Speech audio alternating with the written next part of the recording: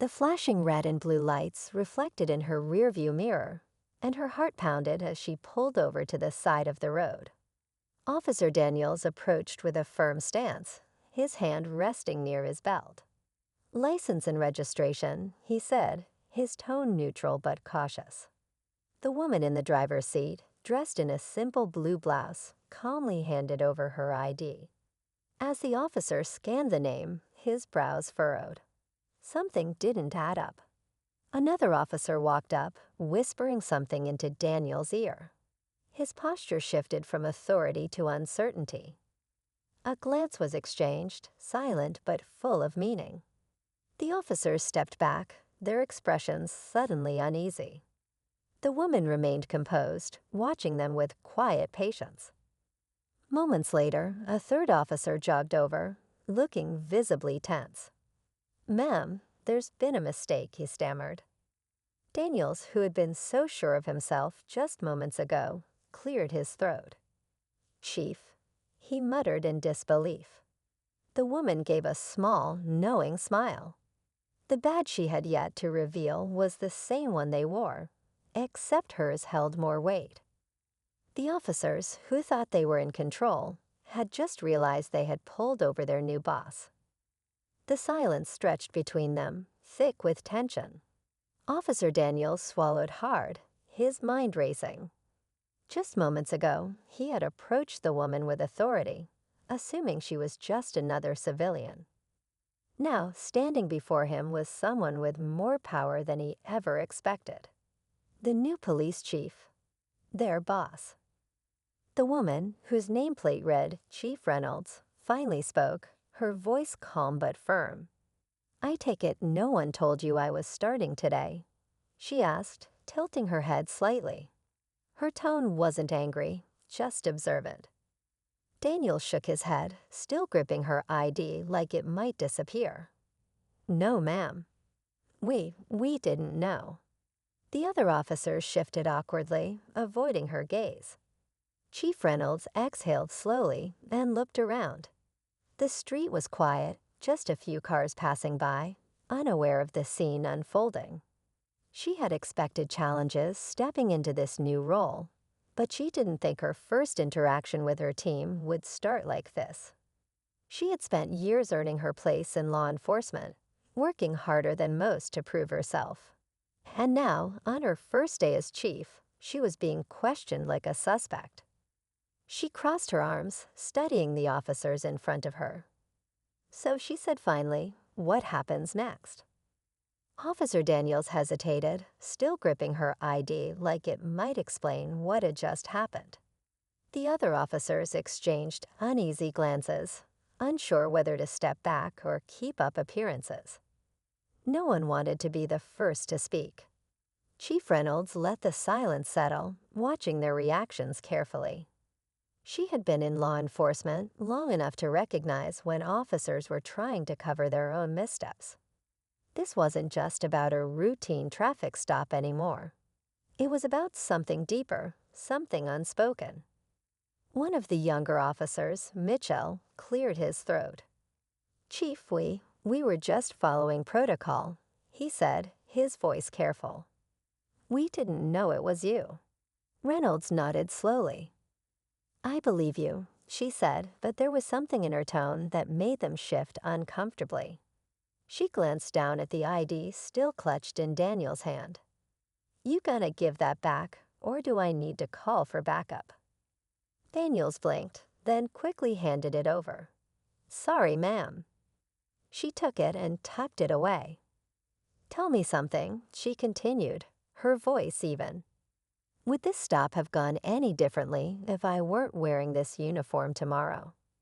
No one answered. The question lingered in the air, heavy with meaning. The weight of Chief Reynolds' question hung in the air. The officers avoided her gaze, their silence louder than any excuse they could have given. She could see it in their faces, the hesitation, the discomfort. They knew the truth, but admitting it would mean acknowledging something they weren't ready to face. Daniel shifted, glancing toward the squad car as if looking for an escape.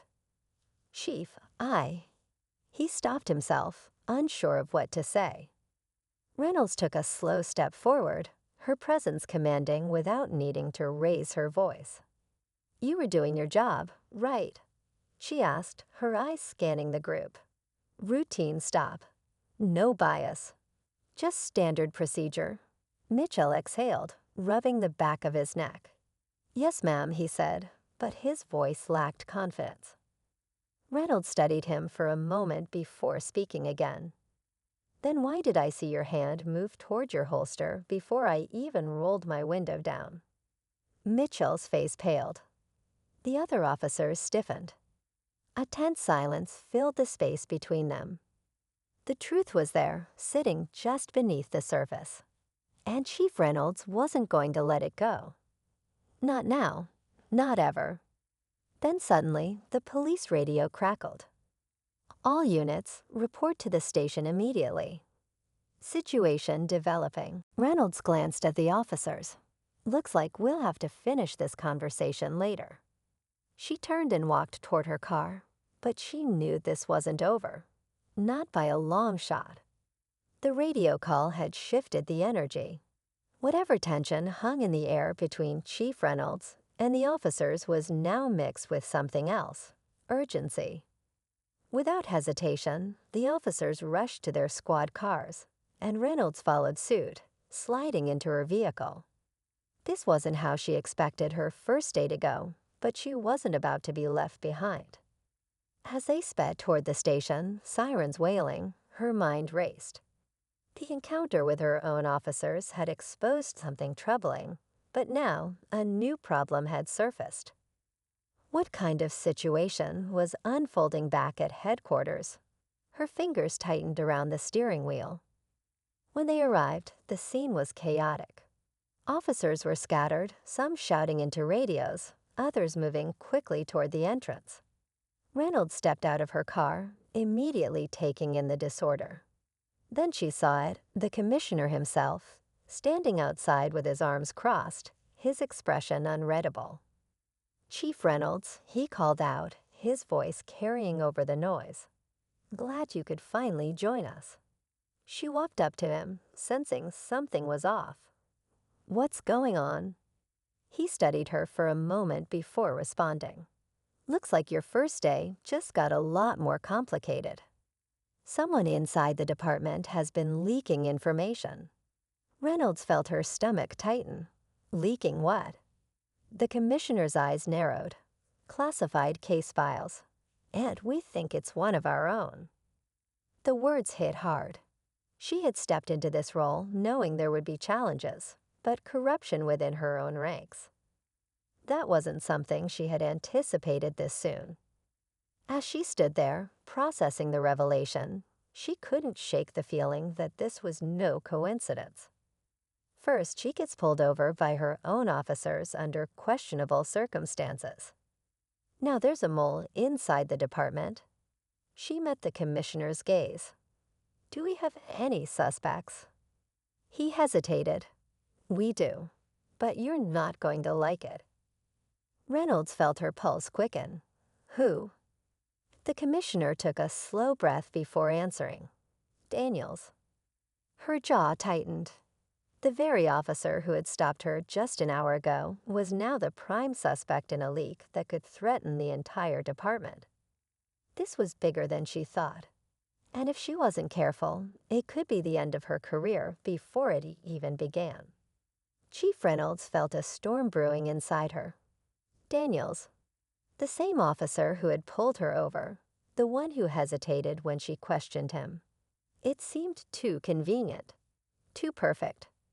But if the commissioner was right, this wasn't just about a bad stop. This was about a betrayal from within. She didn't have time to hesitate. Steeling herself, she marched into the station, her eyes scanning the room. Daniels was there, standing near his desk, oblivious to what was coming. The moment he saw her approaching, his expression shifted, first confusion, then something else. Fear. "Daniels," she called firmly, her voice cutting through the noise. "We need to talk." "Now." He hesitated but nodded, following her into a private office. The door shut behind them, sealing the tension inside. "Tell me the truth," she said, locking eyes with him. "Are you the leak?" Daniels blinked, caught off guard. "What? No. Chief, I don't know what you're talking about." She studied him, watching for any cracks in his story. His pulse was visible at his neck, his hands clenched into fists. Then something clicked. His reaction wasn't guilt, it was frustration. "You were set up," she realized out loud. Daniels exhaled sharply. "I don't know who's behind this, but I swear, it's not me." Reynolds believed him. If he were guilty, he wouldn't be standing here, trying to fight back panic. Someone wanted him out of the way. Someone who thought they could manipulate her into taking the bait. A sharp knock at the door interrupted her thoughts. The commissioner stepped in, his face unreadable. "Chief," he said, "we just found something. The real source of the leak." Reynolds and Daniels exchanged a look before following him down the hall. A group of officers crowded around a computer screen, whispering. One of them stepped aside as Reynolds approached. And then she saw it, the security footage. The time-stamped video showed an officer slipping into the records room late at night, copying files onto a drive. And when the figure finally turned toward the camera, Reynolds' breath caught. It wasn't Daniels. It was Mitchell, the officer who had defended the traffic stop. The one who had hesitated when she questioned their actions. He had been right there the entire time, hiding in plain sight. Reynolds turned to Daniels, who looked just as stunned. "Looks like we've got our answer," she said quietly. But deep down, she knew this wasn't over. If Mitchell had been willing to betray the department, who else was involved? And more importantly, who had been protecting him? Chief Reynolds exhaled, steadying herself as the weight of the truth settled in. Mitchell, the officer who had tried to justify the traffic stop. The one who had spoken up just enough to seem neutral, but not enough to take responsibility. It had been him all along. She turned to the commissioner. "Bring him in," she ordered. Within minutes, Mitchell was being escorted into the room, his face tight, his jaw clenched. He knew he was caught. "You want to explain this?" Reynolds asked, nodding toward the footage. Mitchell sighed, glancing around as if looking for a way out. "It's not what it looks like," he muttered. But the evidence was there, clear as day. Reynolds took a step closer, lowering her voice. "You tried to frame Daniels. You tried to cover your tracks. And now you're out of options." Mitchell didn't answer. He didn't have to. The silence said it all. As he was led away, Reynolds turned to Daniels. "Looks like I owe you an apology," she admitted. Daniels gave a small nod. "I just want to do my job, Chief." Reynolds met his gaze. "Then let's make sure we do it right."